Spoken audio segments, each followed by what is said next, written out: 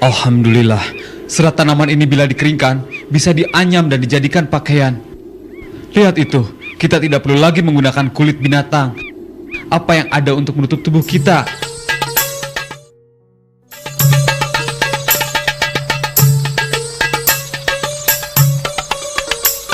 Anakku, perhatikan itu. Itu adalah bintang biduk. Itu bintang sebagai tanda untuk menentukan arah. Lihat itu bintang kejora.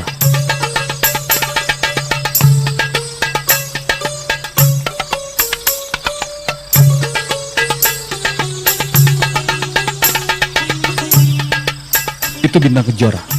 Ia bintang sebagai tanda pergantian waktu. Idris! Kuda itu liar sekali. Tenang.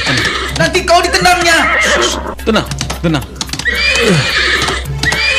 Hei, tenang kuda. Hati-hati. Akhirnya hewan itu tidak liar lagi.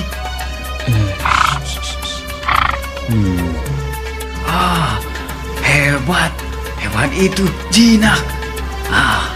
Saudaraku, dengan menjinakkan kuda ini, tentulah banyak manfaat yang bisa diambil darinya. Dengan kuda ini, kita bisa mengangkut tabung-tabung bambu air yang telah kita isi air lebih banyak lagi. Juga meringankan tugas-tugas kita untuk mencari hasil hutan yang lebih jauh tanpa terlalu lelah.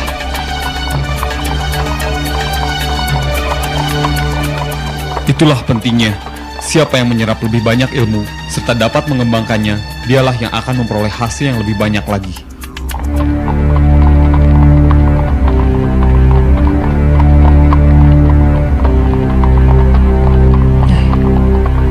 Apa yang sedang mereka lakukan?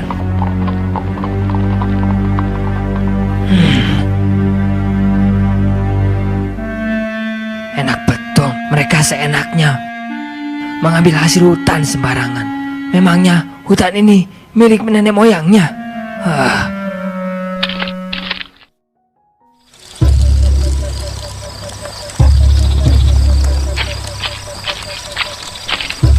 Saudara-saudara, lihatlah perbuatan Idris. Mereka dengan mudahnya membawa hasil alam kita. Kalau kita biarkan, semua alam dan hasilnya akan mereka kuasai. Kaum ini tidak bisa dibiarkan. Kita adalah keturunan Kabil, putra tertua Adam. Jadi, sudah sepantasnya kitalah yang berhak atas semua hasil alam ini daripada mereka. Setuju sekali. Ya. Lalu apa yang harus kita lakukan selanjutnya? Mulai sekarang kita cegah usaha-usaha mereka kalau mereka tetap melakukannya.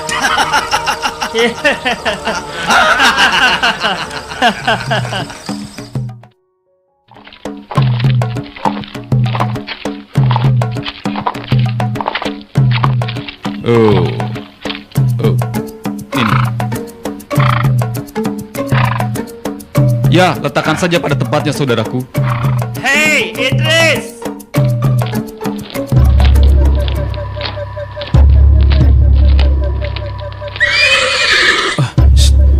Kai, kudaku, kenapa kau panik? Sudah, pergilah ke sana. Pergilah. Hei, Idris! Mulai saat ini, kalian tidak boleh seenaknya lagi mengambil hasil hutan dimanapun di atas bumi ini tanpa sepengetahuan kami. Mengapa begitu? Bukankah itu semua karunia Allah yang diperuntukkan bagi seluruh anak cucu Adam? Baik sekarang maupun masa datang. Benar, tapi kami adalah cucu Kabil, putra tertua Adam. Jadi kamilah yang lebih berhak atas semua ini daripada anak cucu Adam yang lainnya, termasuk kalian. Bukan begitu, teman-teman?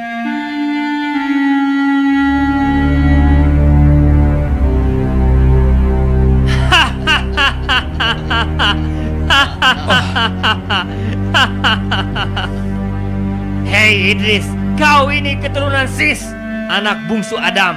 Sedangkan kami keturunan Kabil, anak sulung Adam. Aku harus meluruskan ini, karena sungguhnya kami ini bersaudara, baik sekarang maupun masa datang. Kamilah yang lebih berhak mengelola dan menguasai bumi ini daripada kalian. Cepat ambil hasil hutan itu. Jangan. Itu milik kami. Itu bukan hak kalian.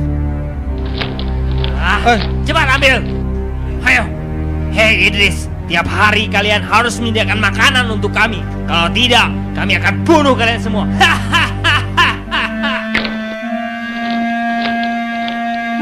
Ya Allah, ampunilah kesalahan mereka. Berilah mereka kesadaran. Dan turunkanlah kepada kami petunjuk-Mu. Apa yang harus kami perbuat, ya Allah. Ampunilah. Wahai saudaraku.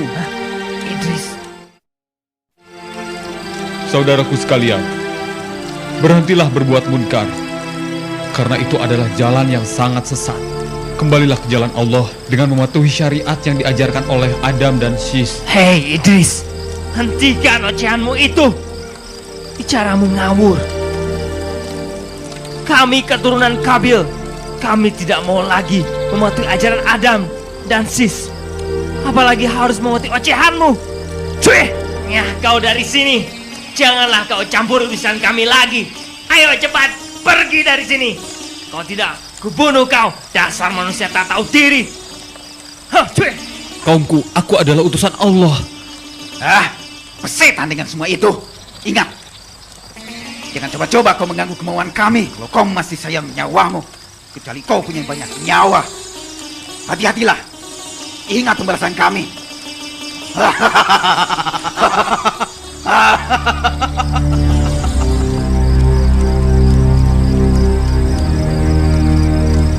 Ayo, kita beri dia pelajaran. Ayo, maju semua maju. Hei, hentikan. Aku saudaramu. Aku saudaramu. Hei, hentikan.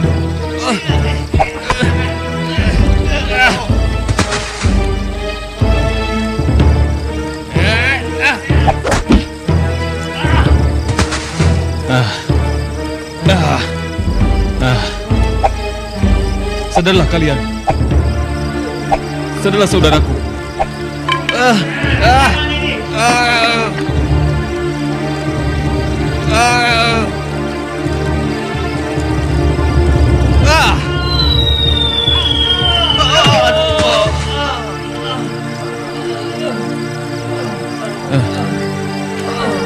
Hentikan saudaraku.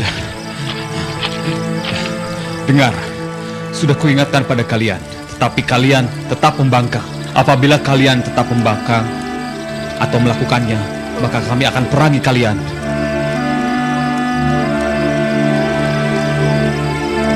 Ya, aku dan kaumku akan memerangi kalian, sehingga kalian akan bertobat kepada Allah. Assalamualaikum.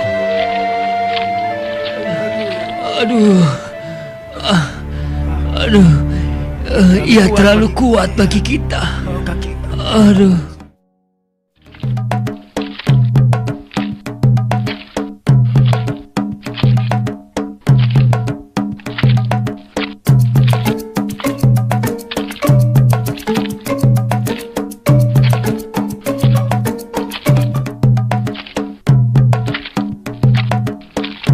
Itu Nabi Idris, ayo kita temui beliau. Assalamualaikum. Waalaikumsalam. Anak ini sudah tumbuh besar. Iya. Lucu sekali.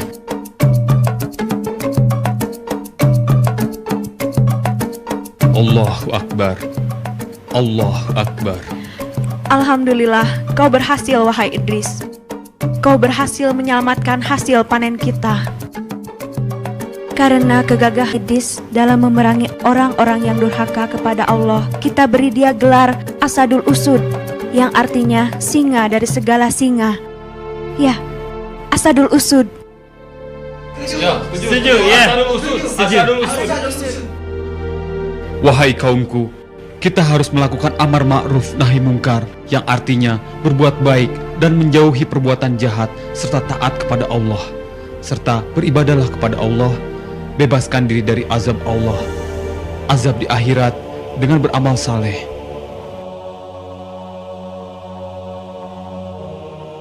Serta beribadahlah kepada Allah. Bebaskan diri dari azab Allah, baik di akhirat maupun di dunia. Dengan beramal saleh, hiduplah sederhana di dunia ini, dan berlakulah adil terhadap sesama manusia. Betul. Ya, betul. Betul sekali, benar. Aku setuju. Ya. Bagaimana kalau mereka datang dan menyerang kita lagi, wahai Nabi? Apa yang harus kita lakukan? Apa yang harus kita perbuat kalau mereka menyerang nanti? Ya, tubuh mereka besar-besar dan kasar.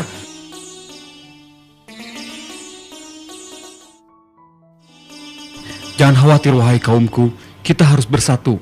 Kita harus bersama-sama melawan mereka. Kita bangun pagar-pagar yang kokoh sebagai benteng pertahanan yang sangat berat. Tapi, bagaimana kalau mereka memerangi kita? Berjihadlah melawan musuh-musuh Allah. Kita berjihad bersama-sama, insya Allah.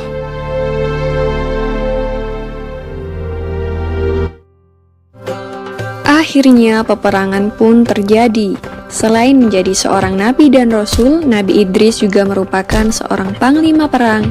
Beliau berperang dengan gagah dan berani sehingga mendapatkan julukan Asadul Usud yang berarti singa dari segala singa karena tidak pernah berputus asa dalam menjalankan tugasnya untuk memerangi kejahatan.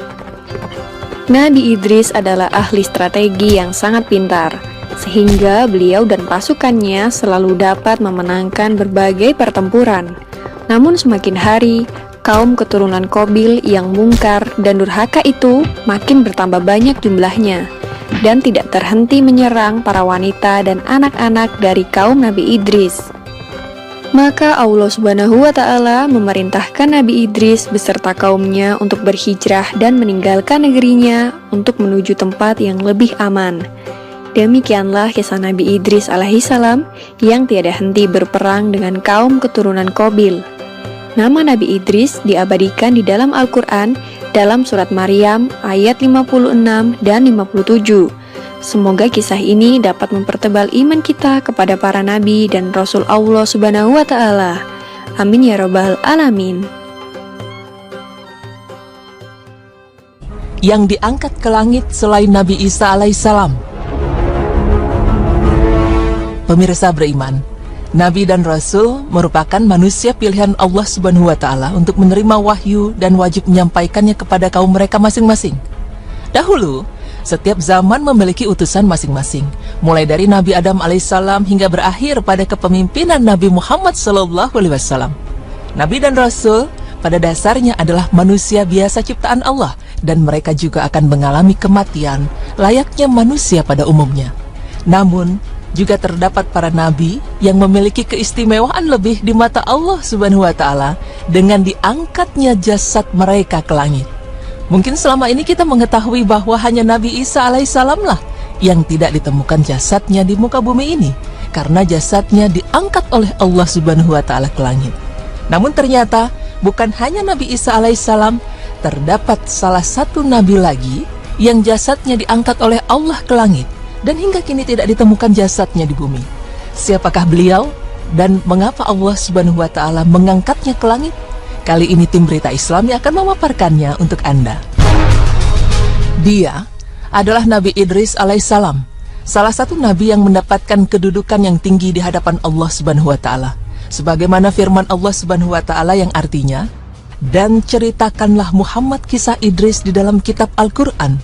Sesungguhnya dia seorang yang sangat mencintai kebenaran dan seorang nabi, dan kami telah mengangkatnya ke martabat yang tinggi." Quran Surah Maryam ayat 56 hingga 57. Salah satu maksud dari kata tinggi dalam ayat tersebut adalah sebuah tempat yang sangat tinggi, sebagaimana argumen terkuat dari para ulama, dan kemudian dikatakan bahwa Allah Subhanahu wa Ta'ala mengangkat Nabi Idris alaihissalam ke langit atau ke surga. Hal ini dikuatkan pula dengan peristiwa Isra Mi'raj, di mana disebutkan dalam riwayat dari Anas bin Malik radhiyallahu anhu dalam Sahih Muslim bahwa ketika Rasulullah sallallahu alaihi wasallam memasuki pintu, beliau bertemu dengan Nabi Idris alaihissalam yang menyambutnya dengan hangat serta mendoakan kebaikan bagi Rasulullah sallallahu alaihi wasallam. Sedangkan menurut Ka'ab, kala itu malaikat pencabut nyawa mendatangi Nabi Idris alaihissalam. Kemudian Nabi Idris mengajaknya bicara hingga malaikat menunda pencabutan nyawanya. Lantas malaikat maut itu pun membawa Nabi Idris alaihissalam ke langit dengan kedua sayapnya. Sesampainya di langit keempat, malaikat maut pun mendapat perintah dari Allah Subhanahu wa taala untuk mencabut nyawa Nabi Idris alaihissalam di tempat tersebut. Wallahu alam bisawab. Terlepas dari bagaimana kisah Nabi Idris alaihissalam diangkat ke langit, terdapat hal yang perlu kita pertanyakan, yaitu mengapa Nabi Idris alaihissalam diangkat jasadnya ke langit, namun tidak melalui kematian dengan didapati jasadnya dan dikubur seperti halnya para nabi dan rasul yang lain.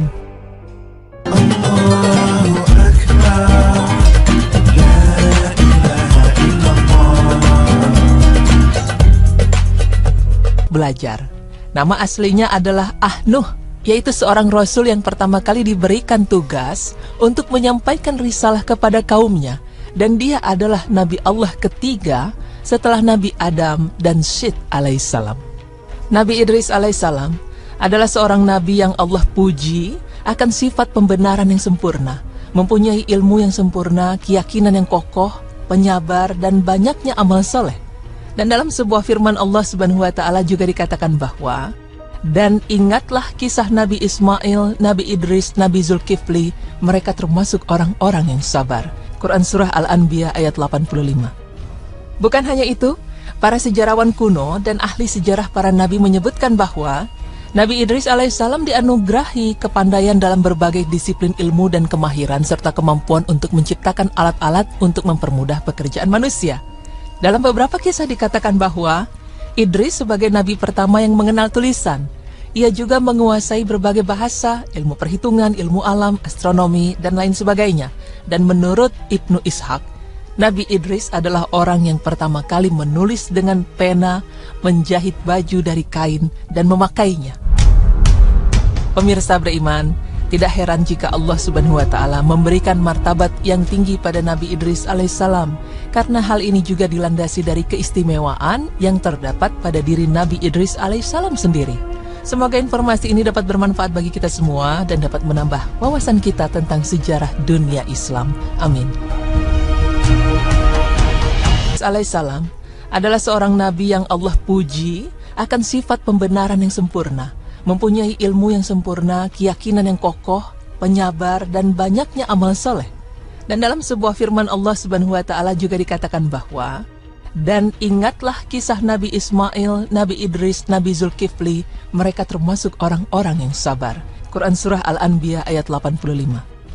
Bukan hanya itu, para sejarawan kuno dan ahli sejarah para nabi menyebutkan bahwa Nabi Idris alaihissalam dianugerahi kepandaian dalam berbagai disiplin ilmu dan kemahiran serta kemampuan untuk menciptakan alat-alat untuk mempermudah pekerjaan manusia. Dalam beberapa kisah dikatakan bahwa Idris sebagai nabi pertama yang mengenal tulisan. Ia juga menguasai berbagai bahasa, ilmu perhitungan, ilmu alam, astronomi, dan lain sebagainya. Dan menurut Ibnu Ishaq, Nabi Idris adalah orang yang pertama kali menulis dengan pena, menjahit baju dari kain, dan memakainya. Pemirsa beriman, tidak heran jika Allah Subhanahu wa taala memberikan martabat yang tinggi pada Nabi Idris alaihissalam, karena hal ini juga dilandasi dari keistimewaan yang terdapat pada diri Nabi Idris alaihissalam sendiri. Semoga informasi ini dapat bermanfaat bagi kita semua dan dapat menambah wawasan kita tentang sejarah dunia Islam. Amin.